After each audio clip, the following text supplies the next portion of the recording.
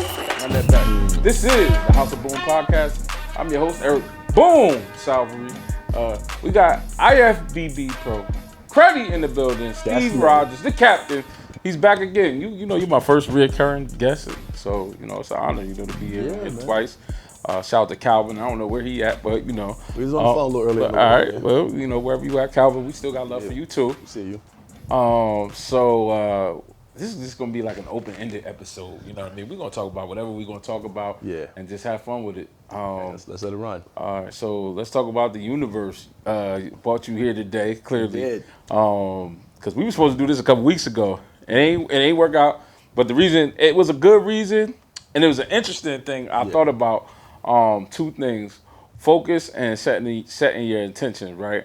Because 2 weeks we were supposed to do this. It didn't work out because you was focused on a goal of getting ready for a show. Correct. And talk about that a little bit, because that's what I want to know. Because I'm gonna be honest with you, I felt a little off-putted, and it took me a second to really take a second. I had to take a deep breath and realize what was going on, and that's what a part of setting your intention is about. Because then I had to reach out to you and be like, you know what, bro? I actually took a step back and like, is it me? Is it him? Or is it what's going on right now in the atmosphere that really happened? And I said, okay, let me think about the leading clues of what he told me what's been going on. He couldn't come because he had to do his meal prep. Brother had to cook. Brother had to cook. And people don't realize when you're doing bodybuilding, like how important the meals are beyond just the working out portion. So how many weeks were you training for? At that point, I was probably at 15 weeks. 15 weeks. Yeah, about 15 weeks for that prep. Had a good off season. 4 months, 5 months, depending on when your last show is. But locked in, like, all right, this was the date we had set down. 15 weeks. Now, you said off season. I didn't even know that existed when you're doing it. Then what is the off season?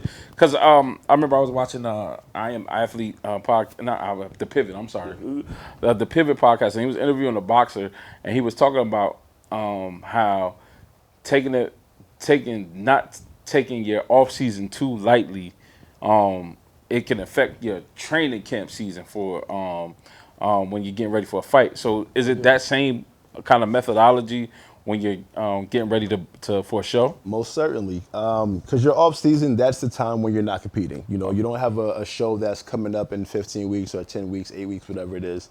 This is your dedicated time to improve. Right. You know, like any other sports or any other, game that has seasons. When you're playing, you're in one mode. You know, at the end of the season, somebody got to get better. You know, you got to get bigger, you got to get stronger, and that's what we do in the off season. You know, it's dedicated to how am I going to improve when it comes time to compete? Because the 16 weeks when you're prepping, that's a different level of work as compared to when you're building a true foundation. Okay.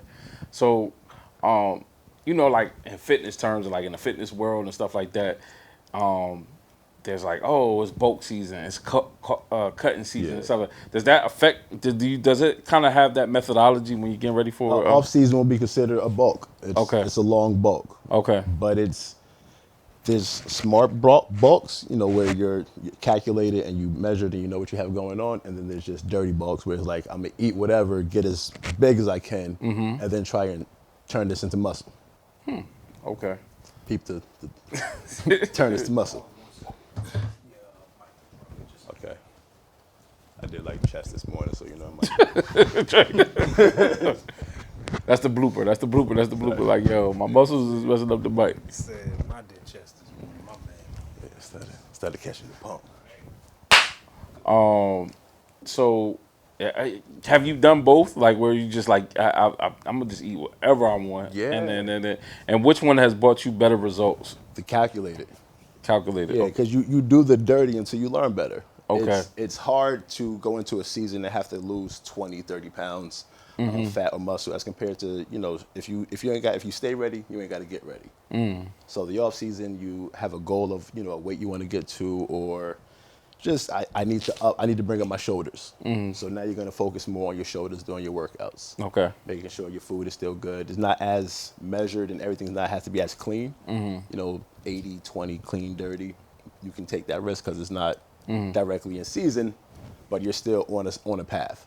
It's not willy-nilly. Talk about the level of focus, because we were talking, and I said, I remember I hit you after I kind of recognized what was going on, and I said, listen, I said, bro, I think the text I sent you was, because I had to be, I'm very intentional about what I text people, Yeah. or at least how I leave something. I said, bro, I think I recognize that right now you're really, really focused on your show. And so right now we can do the podcast some other time. And I just left it like that. You was like, yo, true. Da da da da. But can you talk about that level of focus? Because it's crazy to think. Yeah. Well, go ahead. It's focus and discipline. And even I felt a little bad saying, like, I'm not gonna go because I gotta cook.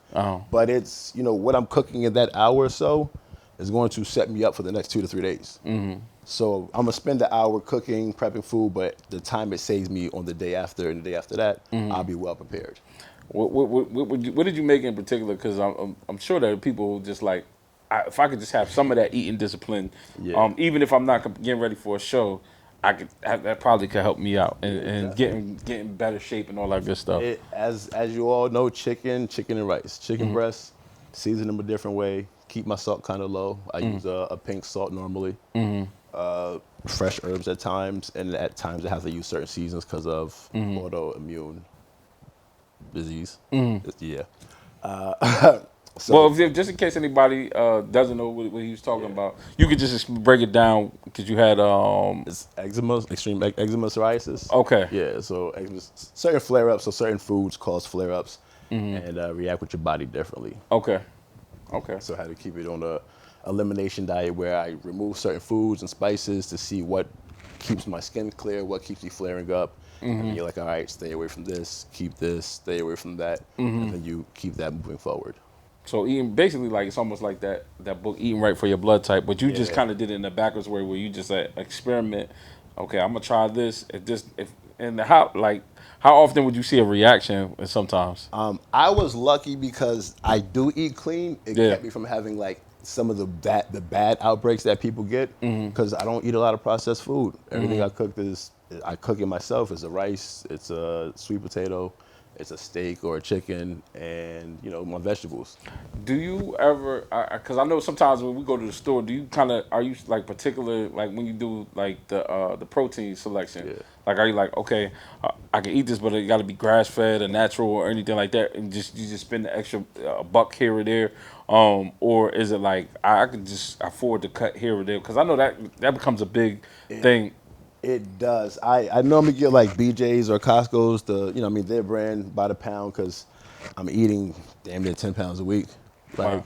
So got to keep it affordable in the pockets. But even with the autoimmune thing, I had to, one might say, try more organic chicken. So now trying organic chicken, grass-fed, not, that Wegmans Whole Food, but somewhat of a better line of chicken, and I've seen results. So it's like, it's taxing, but it helps. Okay. So getting back again, last time I'm gonna tell the story, setting the intention. So it's kind of crazy, right? Yeah. So when you're doing a podcast or any type of show, and we talked about it like as an independent, you kind of got to do a lot of the legwork yourself. Where as the mainstream, they got people to book people, all that stuff. Where you're doing stuff for yourself. So he had to cancel last minute. He had to take care of his level thing for his focus, and then I ended up catching somebody else last minute, which is an episode you'll probably see before this. And then today I was kind of in a bind. I'm on the phone, texting, calling, seeing if who I can get. And then guess who comes through? The universe called. And he texts me, he like, yo, you still doing the podcast? He was like, yo, I'm like, yeah. And then I was like, wait, aren't you supposed to be at your show? So break that down, because I wanted to, there's two parts to that, right? Yeah. Everything happens for a reason, right? Everything happens for a reason. And it's clear that you're here now, that maybe, like that delay, I set my intention then, and the universe brought it back around. Yeah. God, whatever you have you. But do you think that it was a purpose and not the thing? Because how did it get canceled? Because I was like, that's so crazy. It was, so I did the show last year. It was a pro-am show, which is a pro show and an amateur show. Okay. They only had men's physique category. I Okay. didn't realize because I was competing. I thought it was us and a few others as normally. And so, COVID, different things happened throughout the year. They ran the show again this year. And I figured it was the same thing. They were promoting more classic physique, but I was like, I saw classic, men's physique, NPC, IFBB. Figured it was the same thing. So, all right, I'm going to do the show again. Sent in the contract, all that, was ready to go. The Monday, they sent the lineup, and I'm looking.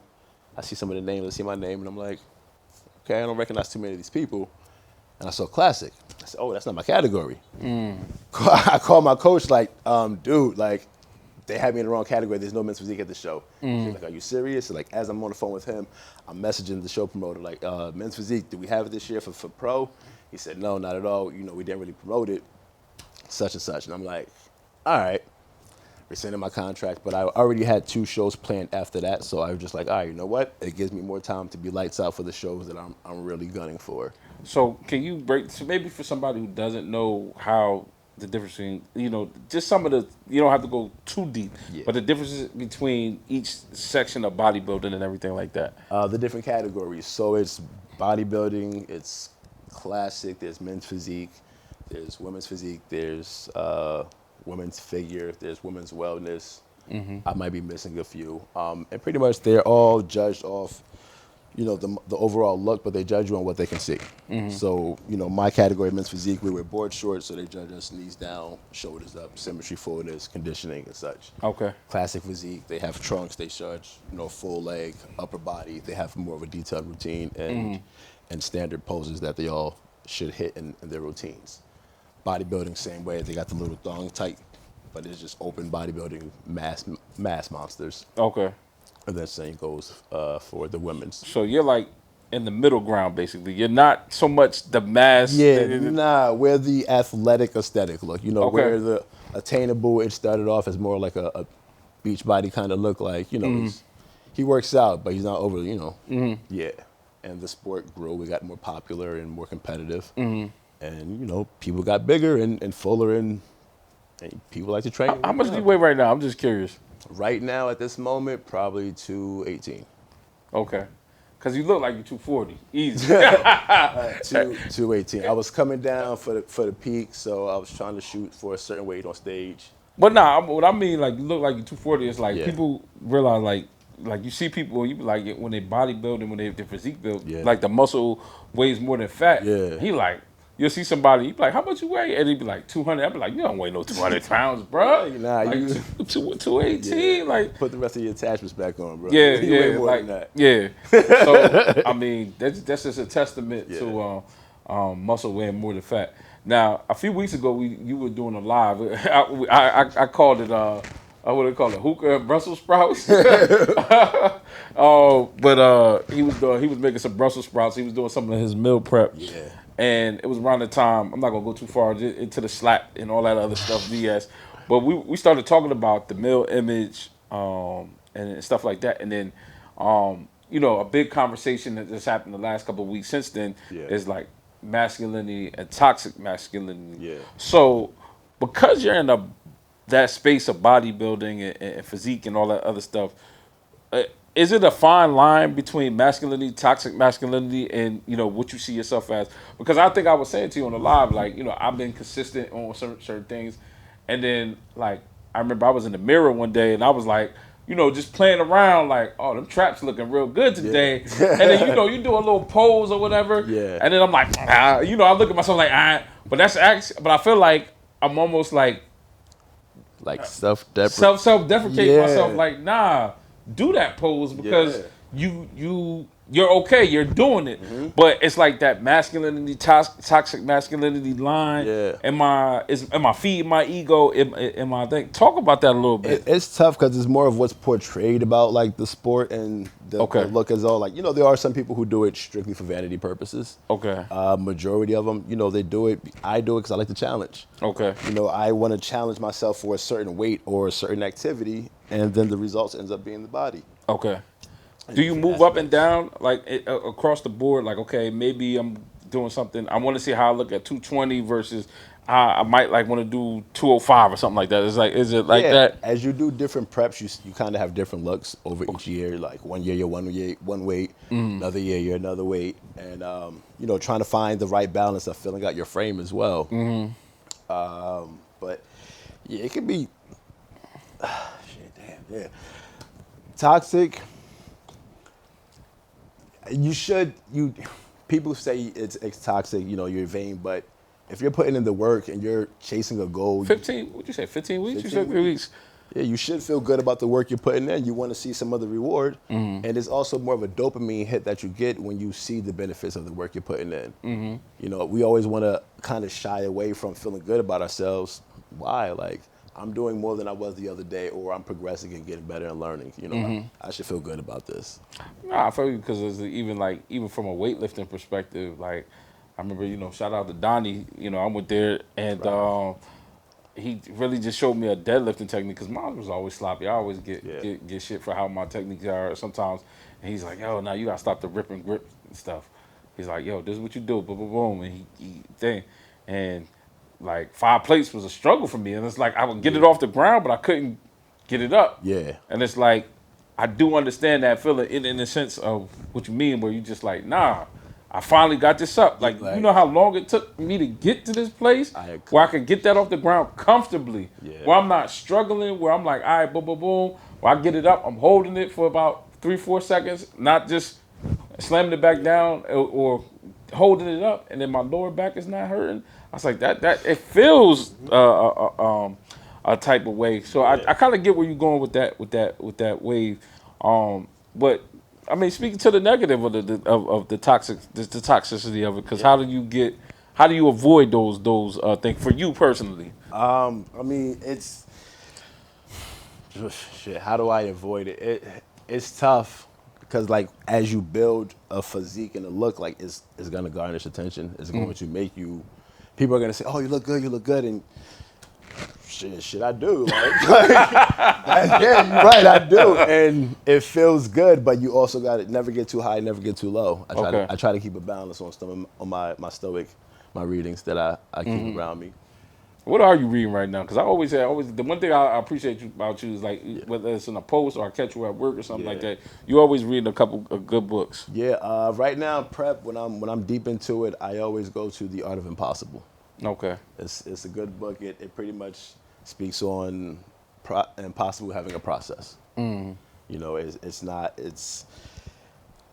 There's a process for everything we do in life. Everything has a process, and the more you focus on the process, you reap the rewards. And then it shows how like incredible feats are constantly being accomplished and broken, and records are being set and then reset because it's that consistency that what we do. And when you love what you do, it's not work, it's fun, and it allows you to break boundaries on certain things. Okay. Now, when I never asked this question, but I thought about it when it came to mind. Now, when you win, there's also like some cash prizes or something like that, or how does that work? Yeah, as a pro, there are cash prizes. It depends on the level of the show. A few thousand for men's physique, like 5, and then 3, 1,500, 500 for first through fifth, and so and so. Bodybuilding normally has a larger pot because it naturally brings in more money as a sport. But that's something they've been working on as a whole. But yeah, as the pro shows, you can earn a penny if you work hard and you got a good look. Now, does it work that it's just because I know you always say, because I think I saw you or maybe somebody else I know who does some bodybuilding, that there's a placement, there's a rank or something like there's a ranking system. So you might be in the top 10, and that's really good, even though you're not number 1. Yeah, it's so in each show you want to be top 5 first call out. Okay. Obviously top 5 is where you want to be. Okay. And then it's a point system to qualify for Olympia. Okay. If you win certain level shows, tier 1, tier 2, you get higher points or lower points. If you win it overall, you get Olympia ticket. So a point system depends on what placings you get in your shows. You can get 18 points, 10 points, 20 points. The higher the points, the better you are with qualifying. Okay.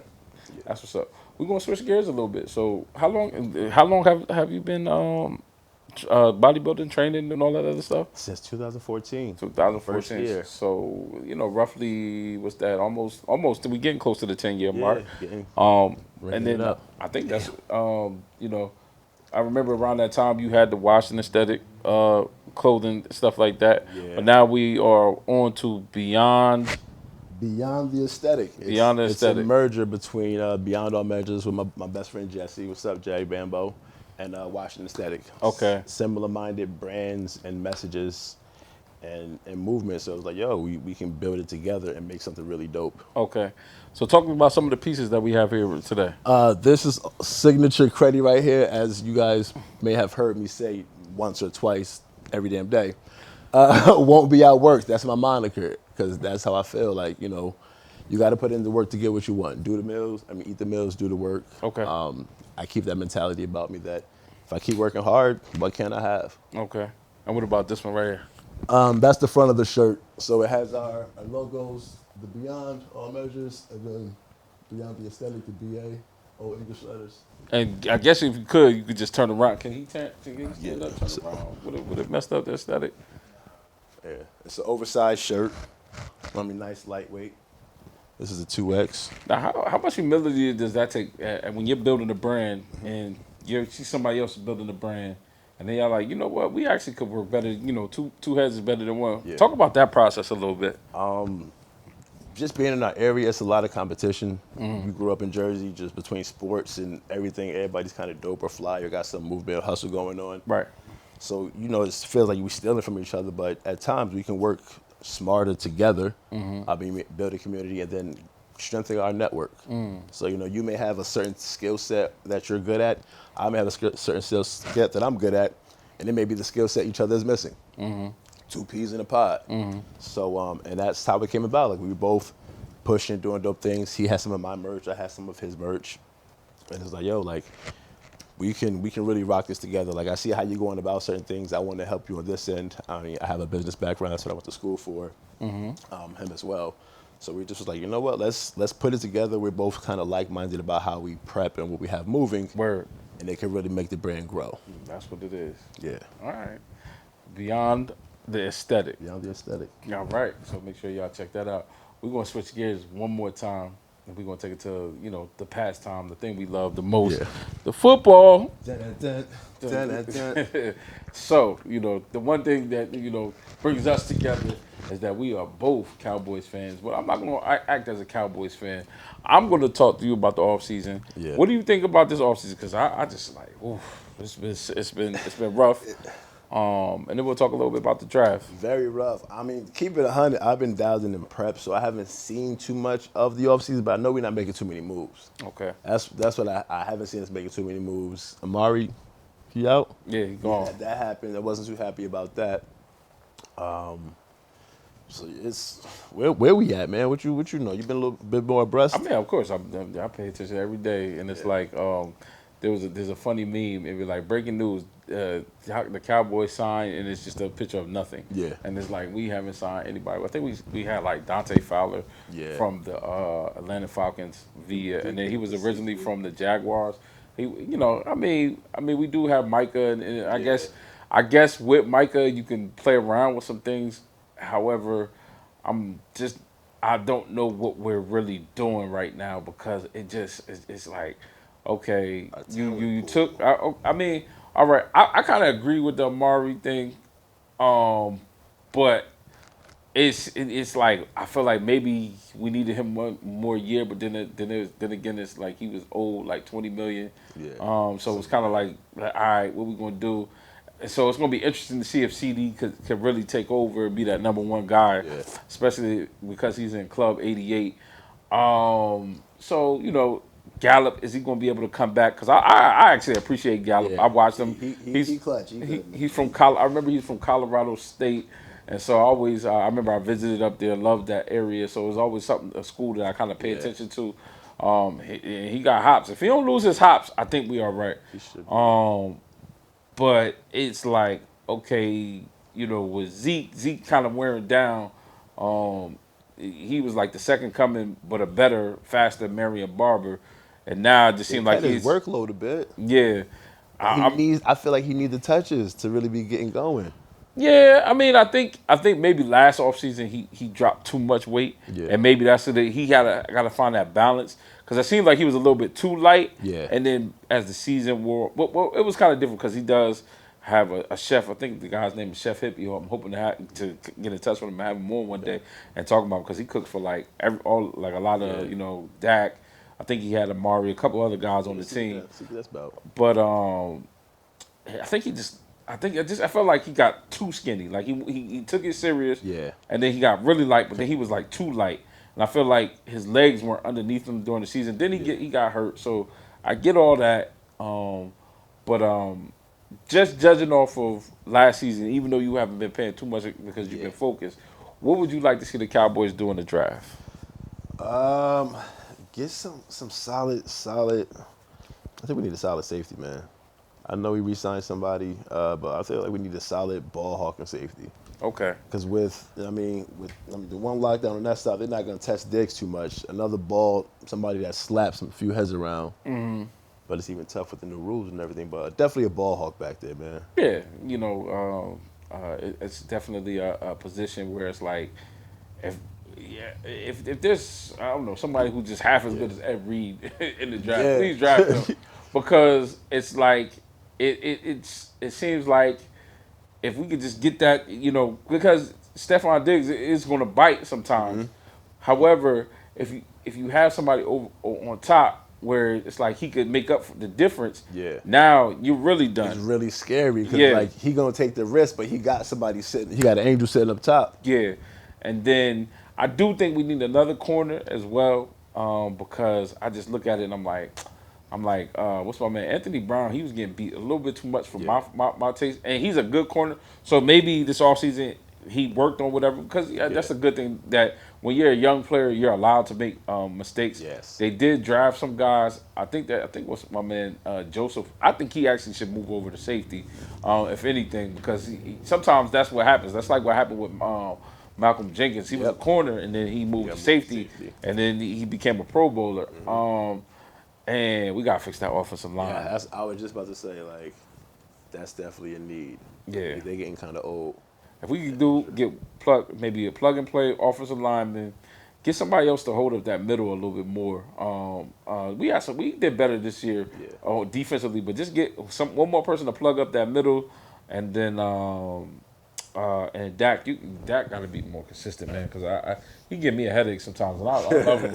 And I was like, but I felt like his first year, I felt like the fact that Tony Romo was looking over his shoulder made him play so much better. Like, he don't have nobody really threatening his position behind him. That's what I feel like. And I don't want to say, like, he got the money and then he did. It's like, I don't get it where it's like the fourth quarter, he be lights out. Like, yo, it's like, I feel like it's like he that student who don't do the school project until last minute. But then when the last minute come, it's lights out. Everything's clicking. And I feel like sometimes that pressure helps him. But I think sometimes you just gotta play football, man. I feel like sometimes when he could run and make certain moves that he naturally can do, he'll try to force a pass. Like, be athletic, man. Just play some football. I was. It's funny because I was listening to I think maybe Rich Eisen podcast on the way up here, and they had Mike Vick on, and Mike was like, "Yo, Dak need to run more. Like, he 2 years removed from his injury, so he should be moving around." And remember, the last play you did, bruh, that you was running, so you got the ability. But I'm just playing. But I think that if he gets back into to giving some more dual threat ability, even though that was the thing that got him hurt, I think that'll set things up. Because remember, I will say that when it was the pandemic, quarantine season, he was playing lights out because it was the defense that was terrible. Yeah, and he was actually playing lights out the whole time until he got hurt. And then it was like it's almost like every other year with that. So actually, he due for a lights out season. Yeah. Because last year was up and down, but the year he got hurt, he was up. So he probably gonna be up this year. Yeah. Who you see the Cowboys winning the NFC East this year? Where everything being the Eagles got a little better on the low. I'm a Cowboys fan. I gotta say yes. Yeah. I gotta say yes. I'm a true football fan. Yeah. And definitely competitive. I think it's gonna be more competitive than what people think. If what's my man from the Redskins who got hurt? The they- defensive end? They still real. Yeah. Chase something. Chase Young? Yes. If he come back, because, you know, it's a little easy. They was balling last year. I didn't want to see him. Yeah, that's the one player I'm like, I don't want to see. I don't want to see that dude. Yeah. If he come back and he all right, and the rest of everybody else watch the, I don't know what they are, the Commandos, the Washington Commandos, whatever it is. I think it's gonna be the only team that I ain't worried about is the Giants. I don't care about them. Ain't no worry. I ain't worried about nothing. I ain't worried about nothing. And so that's it, man. And so yeah, definitely a much more competitive season. As a whole, it's gonna be a good season. Yeah, a lot of good football this year. Yeah, a lot of good. Looking forward to the that. AFC looking like the SEC. Yeah. Which move were you most surprised by? Wasn't nobody talking to you? Go ahead. Russell Wilson? No. Cheetah. To the Dolphins. Yeah, Tyreek Hill to the Dolphins. Yeah. That came out of nowhere. Ain't gonna be playing in warm weather all the time. The Cheetah loose. Them hamstrings gonna be right. That grass different down there too. Yeah. And that's because they got the other guy, Waddle. Yeah. And he's supposed to be I heard their wide receiver core is fast. Yeah. And so fast. I mean, I hope Tua don't mess it up because, Teddy Bridgewater down there. So, I mean, I, as a backup, I think Teddy is solid. Yeah. So, he could come in there and make it. If Tua ain't got it right, he could get through that. Tyreek's a good foul state. So, yeah. Definitely a nice little piece to have on the team. Yeah. So, we're about to wrap this up. Anything else you want to get out? Anything, promote anything? We got the brand, the oversized tees. We got a few more items coming. We're going to definitely spring release, summer release. Okay. With the competition, it forces the brand to move a little bit more. Okay. So we're kind of getting all that aligned in unison for a nice little rollout. Okay. When New York Pro, May 21st. There you go. I was like, hold up. Yes, New York Pro, May 21st. Can people actually watch it? Where can people keep up? Most likely going to be a live stream. They switch them up different muscle wear. Depends on who's the host. Okay. You can go on Bev Francis East Coast, find it out. I'll post it on my Instagram, IFBB_pro. You know what? Before we get out of here, I guess we could go back. Yeah. Who did you look up to? That made you say I want to do bodybuilding. Funny, it wasn't even a bodybuilder that made me want to bodybuild. Like, I grew up, early 90s. It was more prevalent. So would you say okay, maybe because it didn't have to be bodybuilding, but let's say wrestling, right? Everybody watch wrestling, right? Yeah, so did you see? Was there a wrestler who was that athlete where you was like, yo, you know what? I want that for me. I'm trying to think. I was always a big Dorian Yates fan. Bodybuilding, he went in, man. He locked in and he did work. Big dude. Mm-hmm. Tom Plasman, crazy with legs. I'm just trying to think. It wasn't even me wanting to be a bodybuilder. It was the challenge, in all honesty. Football had ended. I needed a new challenge. And somebody was mentioning it to me, like, yo, you probably do as good as you are. I said, look, man, I finally got over 200 pounds. I'm not trying to lose this weight. So I inquired about it. And I'm trying to give it away. But anyway, I inquired about it. Did my first show. Got fourth out of 9 guys, placed nationally. And I took it serious. It was something I disciplined and challenged. Like, let me see what I can really make happen if I put my all into it. And I turned pro. And in that process, I learned a lot about myself. I learned more about the sport. And just, it really lasered in my focus. And I just, watching Aesthetic was the thing we were doing. It was sacrifice now for the greater in the end. And that's what we do. We sacrifice weeks on end for when we get on stage and prize. Would any part of, just thinking about how life is and how crazy life can be, would you ever attribute the fact that you got into this training mode and everything as maybe a lifesaver of any sort? Yeah, for sure.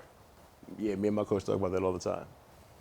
If we wasn't doing fitness, what would we be doing?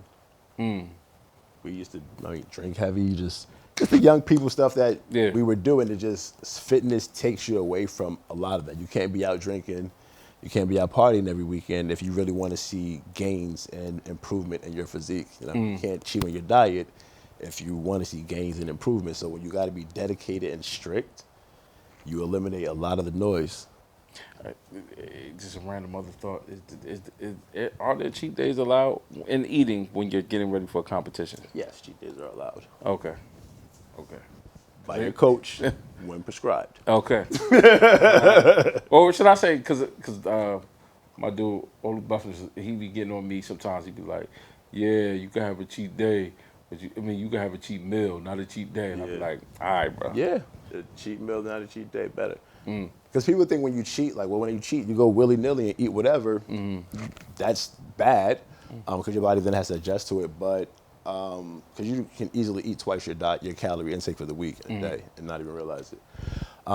So even though cheat meal, like, all right, you know what, I'm going to eat a burger or something that's not totally on my diet, or have some snacks that's not on my diet, but just mentally know what's in it and how much of what's in it will affect where you should be. Got you. Because you can cheat and still hit your macro goal, so it's not terrible. You know, if you're missing meals and you need to eat the equivalent of 2 clean meals, you eat a dirty meal to get the calories in. Your body's gonna use it. It ain't gonna be the same clean water, but if you're thirsty, you're thirsty. Last question, because this one is one I almost forgot, and I just started doing this. The Stairmaster. Break that down. How effective is that when it comes to things? Because I literally I just started doing it last week. So your I cardio's did big. 3 days of 40. No, I did 2 days of 40 minutes. One day of 50 minutes. I found the secret. Instead of streaming the show at home in the bed, put on your favorite show and just let it go. Shout out to Halo because them episodes is long. Real. And so that got me through like 2 of those. And then on one day I did like 20 minutes and I was dead tired. And I said, I literally was on the floor stretching and I fell asleep for like 2 seconds. I was like, all right. I said, I can't make it no 40, 50 minutes. But if I can at least get 20, that's at least me being honest that I showed up and gave it all I got. So can you talk about that, the importance of the Stairmaster? It's important. It's not just Stairmaster. I say do your cardios B. That's my hashtags because all forms of cardio are effective, whether it's Stairmaster, treadmill, the bike, rower, jump rope. Different levels of intensity, of course, but they're all effective. The goal is to get your heart rate up for a certain duration of time. You're going to burn a certain amount of calories, but it's a time goal, and the more intentional you are during that session, the more you get out of it. But sometimes you just got to spin your wheels for 40 minutes because that's going to burn a certain amount of calories and put you in a deficit or allow you to eat more food but not be over your macro goal. Yeah, I did notice that it's something that I had to build myself up to. I always just did the treadmill, and then I just, up, down, whatever. And maybe the bike, rower sometimes, but my knee sometimes is with my knee. I couldn't do it. But with the thing, the first time I did it, I could only do like 8 minutes. I was like, what? I said, humble. did somebody do this for 40 minutes? And but then I found my groove, and I was like, I can't have it on too fast, but I put it on like 4 or 5. Don't be having that, try to have that joint on 6. I think you're going to go 40 minutes. It's a build-up, because it's keeping your heart rate up at 160 for 10 minutes at a 10 miles per hour. Whew, like for me, it's not easy, but doing it consistently, we start at 30 minutes for 3 days, and then, we add 10 minutes, and then maybe we'll add a day, or, hey, now we're at 45 minutes. If you're consistent enough with it in the beginning, you ain't got to get to crazy levels at the end. If you do your 3 days, 30 minutes, it's cool. It's when you're not doing those 3 days that when it really comes down to it, like, all right, now you got 50 minutes, and you'd be like, I should have been doing them 30. I should have been keeping it honest and doing them 30. So again, something is better than nothing because it's the calorie burn. If you've eaten food, walking a little bit helps move the food around. So it's just the general concept of calories out over time. Got you. Well, where can they find you? Just make sure that you just give all your socials. Instagram, IFBB _pro _Creddy, CREDDY, 1 E, 2 Ds. I don't really tweet. I'm on the gram, man. On the gram. BamFitnessLLC.com is where you can find the merchandise. It's also the hub for training between myself and Jesse. You can book your posing sessions there. You can get your your meal plan information inquiries there. So BAM Fitness, BAMFITNESSLLC.com. Check it out. Check it out. And May 21st, you said? May 21st, New York Pro. It's in Teaneck, New Jersey at the Marriott. Your boy's going to be lights out. If you ain't been to none of my shows or a show ever, you might want to pull up. There you go. This is the House of Boom podcast. That's Creddy. Boom. We out.